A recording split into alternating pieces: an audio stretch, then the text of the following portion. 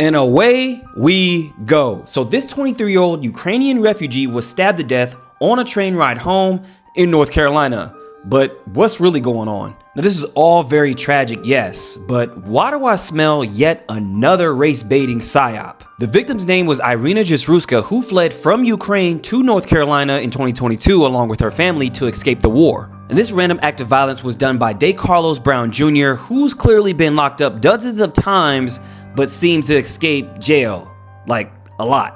Now this guy stabbed her 3 times before she bled to death, unaliving her right on the scene.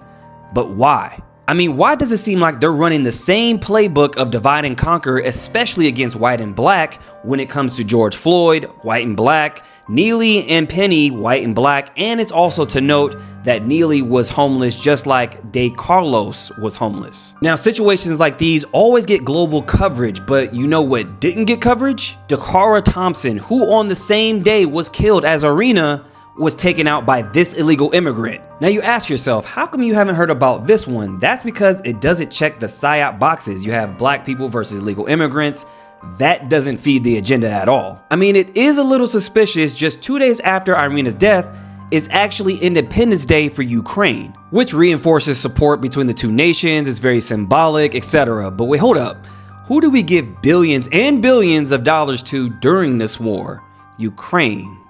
Interesting. And this random act of violence, can we call this random at all? Back in January, Brown was arrested for the misuse of the 911 system, claiming that the officers didn't take his medical issues seriously. But get this, he claims that someone gave him a man-made material that controls his body, like eating, walking, and talking. What? I'm sorry, this has CIA written all over it. Now speaking of the CIA, if you haven't heard of Operation Mockingbird, where the CIA actually admits to working with the mainstream media, manipulating public opinion, well now you have. American Journal. We do have people who submit pieces to American Journal. Now if you notice the clothes she's wearing, she actually worked for a pizzeria, Zappetti's Pizzeria. Now this might be the conspiracy theorist in me, but I found more symbolism because look at the name of the road, Nations Crossing, almost like how she crossed nations to get over here, or how America and Ukraine are crossing paths.